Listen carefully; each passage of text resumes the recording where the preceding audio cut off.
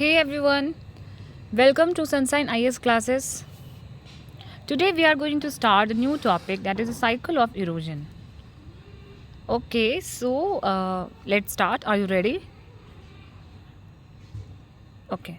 So first the introduction part is here it is saying the endogenetic forces create irregularities on the earth's surface while exogenetic forces are agents of gradation. You all would have studied in standard 6th that the process of formation are always the result of endogenetic forces, okay, and the exogenetic forces always help to wear down. For example जैसे कि अभी हम लोगों ने इसके पहले वाला जो चैप्टर पढ़ा है वो वोल्केनिज्म था, उसमें हम लोगों ने ये देखा कि ये जो वोल्केनो जब भी आता है तो क्या होता है, जैसे मान लीजिए अर्थ का सरफेस है, अंदर में ये मैग्मा है, क्रस्ट, मैंटल कोड आप लोगों ने पढ़ लिया है ना. मैंटल में क्या होता है, लिक्विड मिनरल्स होता है. They try to come outwards.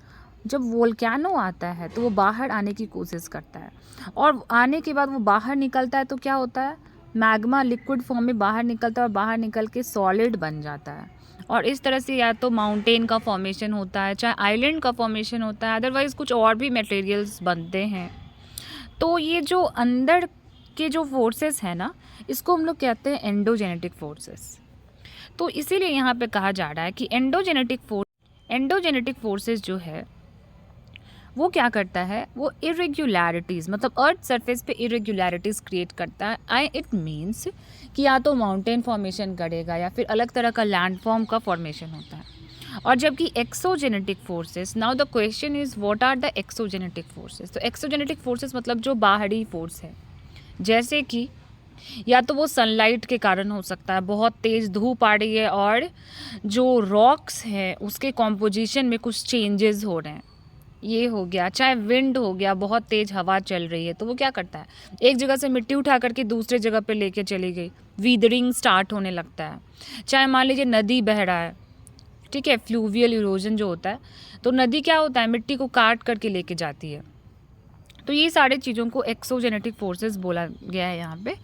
तो एंडोजेनेटिक जो है वो क्रिएशन का काम करती है, जबकि एक्सोजेनेटिक जो है एजेंट्स ऑफ ग्रेडेशन मतलब वो कुछ उसमें कुछ बदलाव लाती है. Okay, on account of gradation, a newly formed landmass gets converted into featureless plain after a long time. ये ग्रेडेशन हो, जैसे कि मान लीजिए कि माउंटेन का फॉर्मेशन होता है, ठीक है. मान लीजिए वोल्केनो आया और एक माउंटेन बन गया. अब यहाँ पे बार बार वो ग्रेजुअली कटते जा रहा है, इधर वो रिवर के कारण कटा हो, चाहे और कोई भी रीज़न हो सकता है. कटाव होते होते होते होते फाइनली मान लीजिए वो इस शेप में आ जाता है. धीरे धीरे धीरे धीरे वो एक फीचरलेस प्लेन बन जाता है, एक प्लेन सरफेस बन जाता है. Okay, featureless plain after a long time. Okay, according to William Morris Davis, American geomorphologist, बोल रहे हैं कि विलियम मॉरिस डेविस जो है वो अमेरिकन जियोमॉर्फोलॉजिस्ट है, postulated the concept of cycle of erosion at first in matured form and known as the father of modern geomorphologist.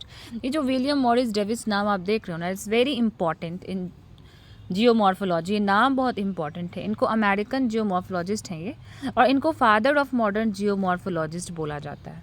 इन्होंने एक साइकिल ऑफ इरोजन पे एक कॉन्सेप्ट डेवलप किया है, वो हम लोग पढ़ेंगे.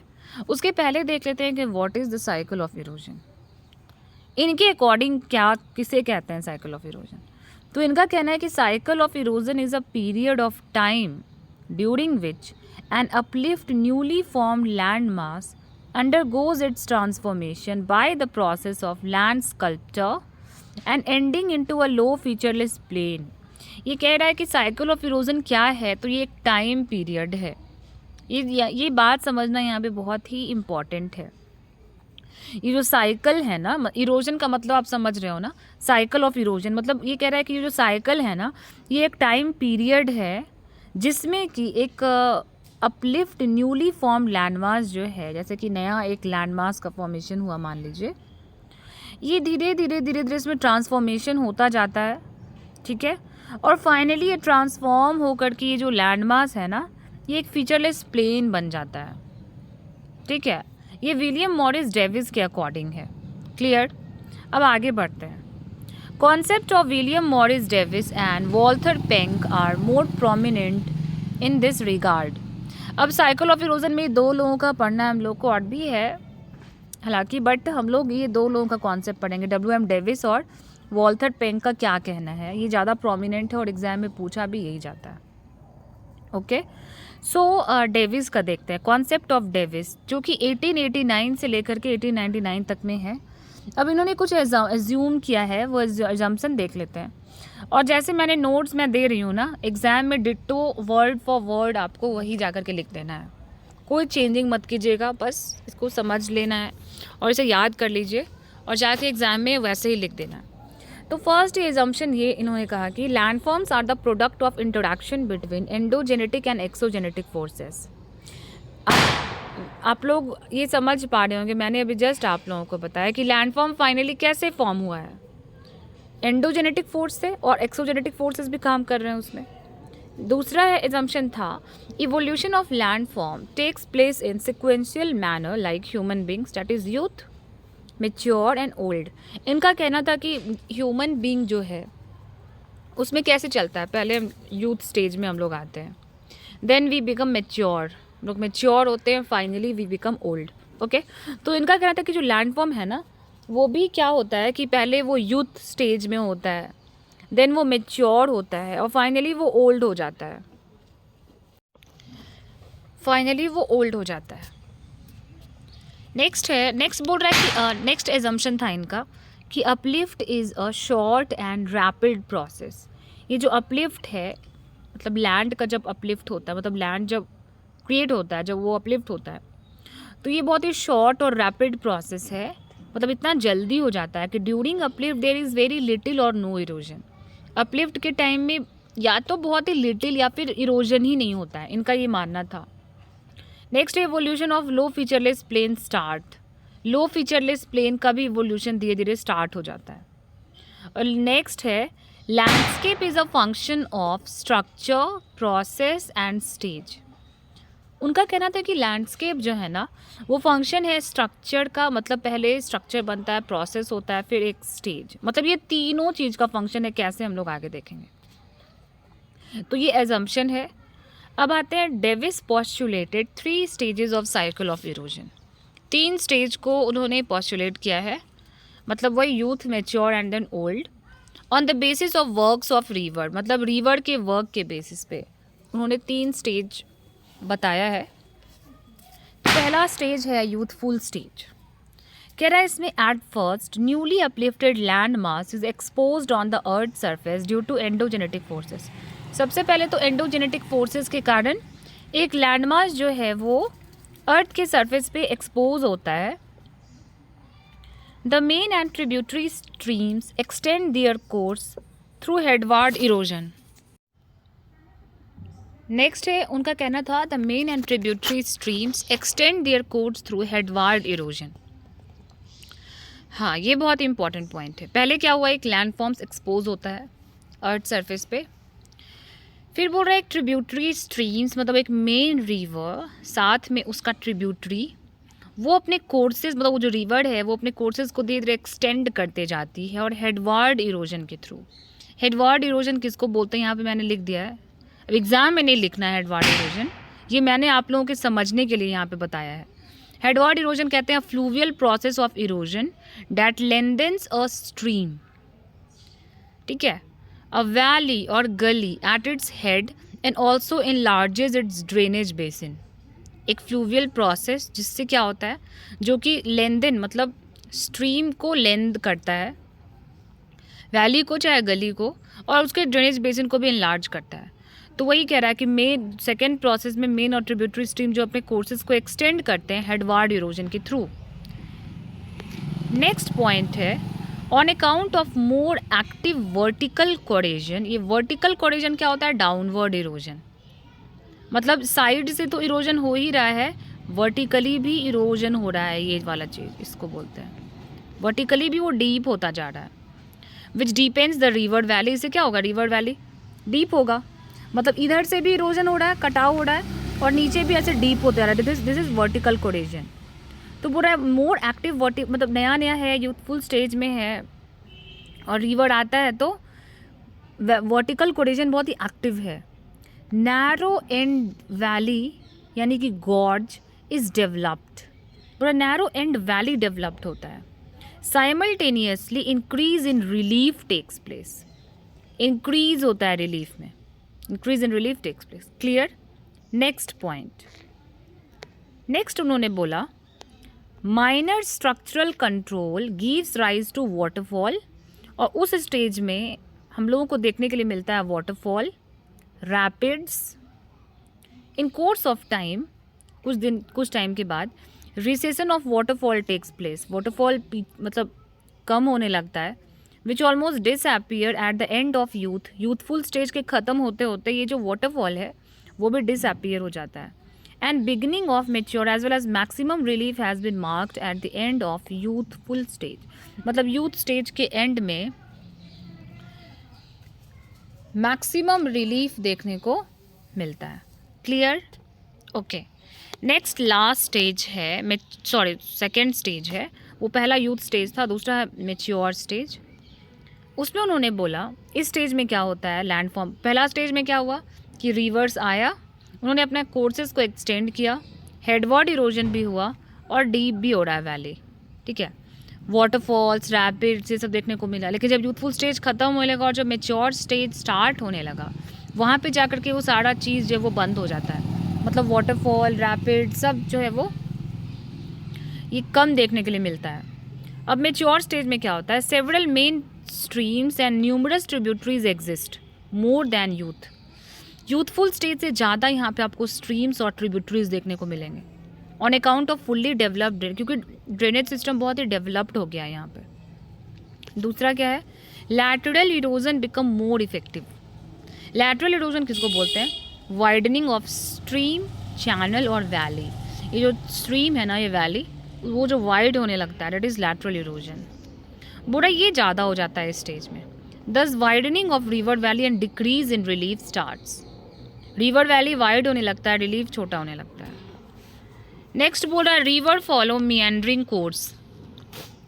रिवर जो है वो मिएंडरिंग कोर्स, मतलब इस तरह से रिवर जो है वो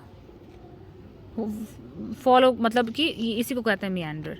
रिवर्स का ये स्टेज आपको देखने के लिए मिलेगा।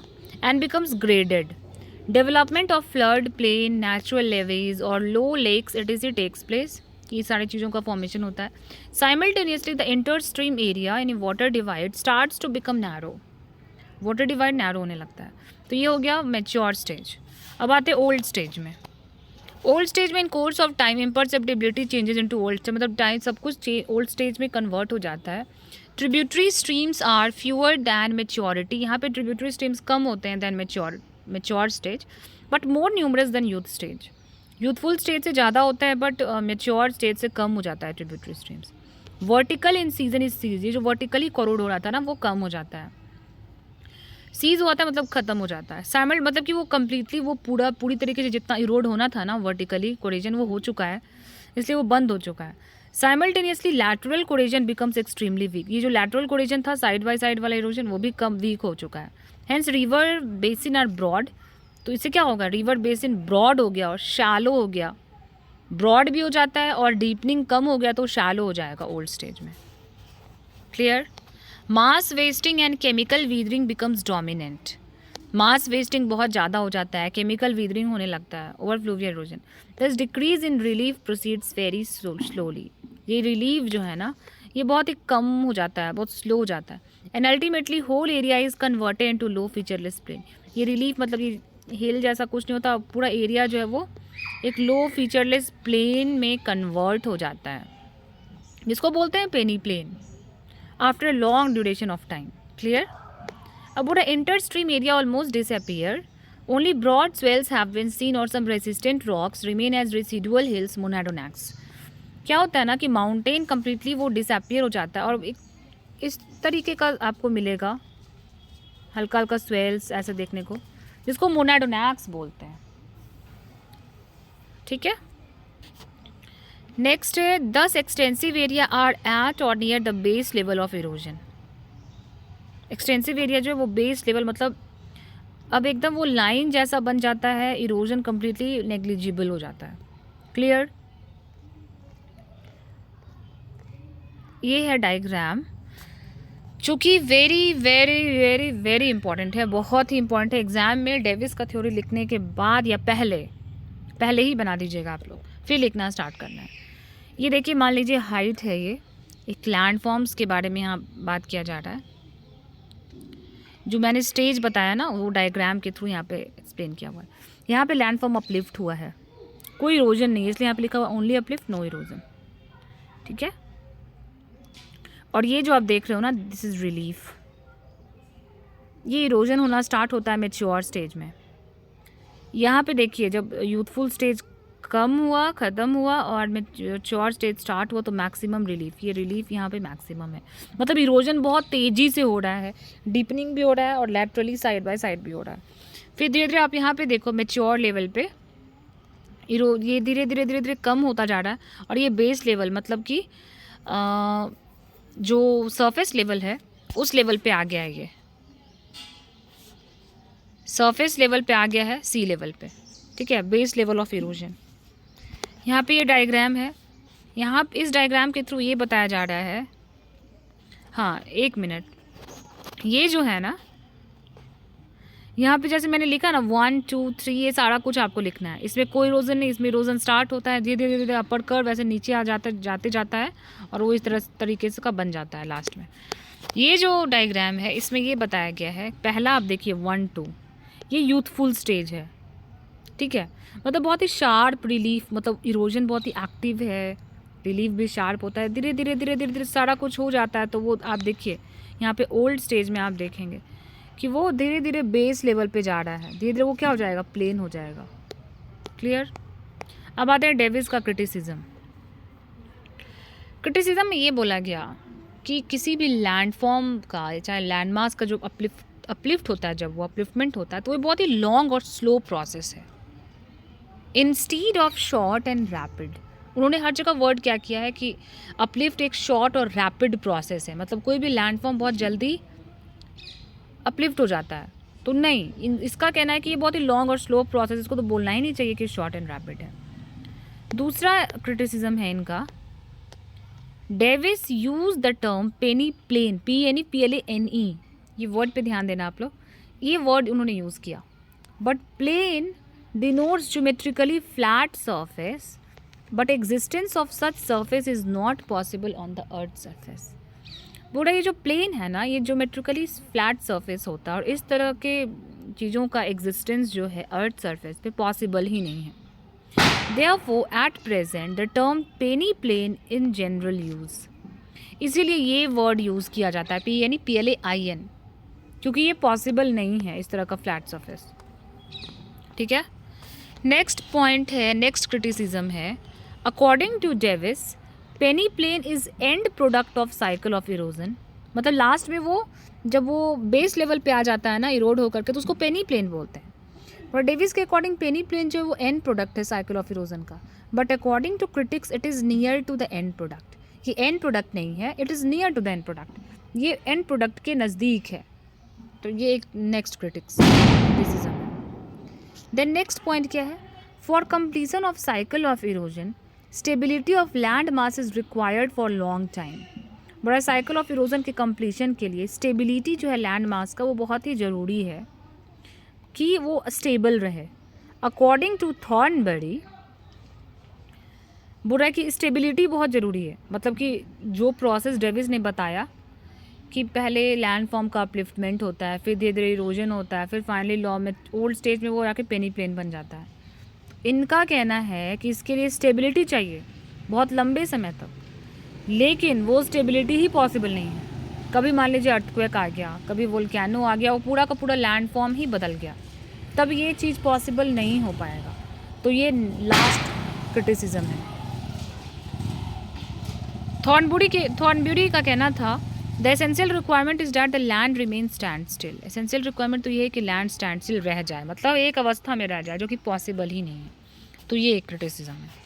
ठीक है, तो ये हम लोग का आज का साइकिल ऑफ इरोजन कंप्लीट हो जाता है और डेविस का थ्योरी।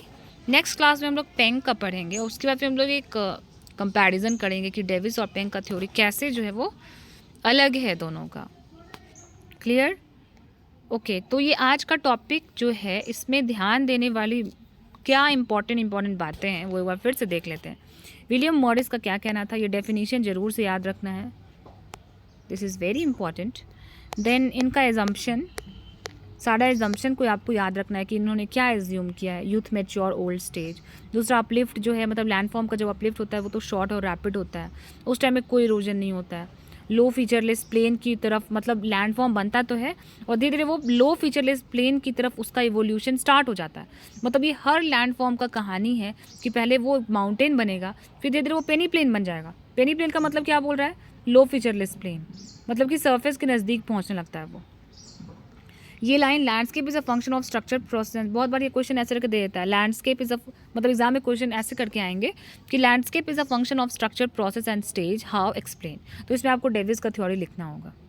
फिर उन्होंने 3 स्टेजेस दिया है, यूथफुल स्टेज में क्या क्या होता है, ठीक है, नया नदियाँ आती हैं वो कैसे इरोजन होना शुरू होता है, उसमें ट्रिब्यूटरी स्ट्रीम्स कम होते हैं, वाटरफॉल्स देखने को ज़्यादा मिलता है, लेकिन धीरे धीरे जब फाइनली बहुत हद तक इरोजन हो जाता है, जो मेच्योर स्टेज में आने लगता है, उसके पहले वाटरफॉल सब ख़त्म हो जाता है और इरोजन स्टार्ट हो जाता है, लैटरल इरोजन, ये मेच्योर स्टेज में वाइडनिंग होने लगता है रिवर वैली का। फिर ओल्ड स्टेज में क्या होता है, तो ये सारा कुछ याद रखना है। फिर क्रिटिसिज्म बहुत इंपॉर्टेंट है, अगर ये डायग्राम तो बहुत ही ज़्यादा इंपॉर्टेंट है, ठीक है। ये जो पेनी प्लेन जो है ये इसको बोलते हैं पेनी प्लेन, ठीक है। ओके, तो ये आज का टॉपिक जो है वो कंप्लीट हो जाता है। आप लोग इसको ज़रूर से पढ़ लीजिएगा, नोट मेकिंग कर लीजिएगा। अभी बहुतों ने ये डिमांड किया है कि टेलीग्राम पे मैं नोट शेयर करूं, जो कि अभी मेरे लिए पॉसिबल नहीं हो पा रहा है, इसके लिए वेरी सॉरी। लेकिन हाँ, आप लोग जो मैं वीडियोस बना रही हूँ ना, इसमें सारा नोट्स है, तो आप लोग चाहो तो इम्पॉर्टेंट आप वीडियो देखने के दौरान ही आप इम्पॉर्टेंट क्या, सारा कुछ इम्पॉर्टेंट ही है, नोट्स ही है। मैंने तो जस्ट कहा कि एग्ज़ाम में आएगा तो डिट्टो वर्ड फॉर वर्ड लिख देना है, कुछ भी अपने मन से चेंज मत कीजिएगा, बस लेना है, लिखिए, नोट्स बनाइए। और इसलिए आप लोगों के लिए ये भी ज़रूरी है ना कि लिखने का प्रैक्टिस होगा आप लोगों का, तो प्लीज़ वीडियो देखते देखते नोट मेकिंग ज़रूर कीजिएगा और इसे लर्न भी कीजिए। तो ठीक है, इसी के साथ थैंक यू। नेक्स्ट क्लास में हम लोग मिलते हैं पेंग के थ्योरी के साथ। My wishes and blessings for you all. Okay, thank you very much.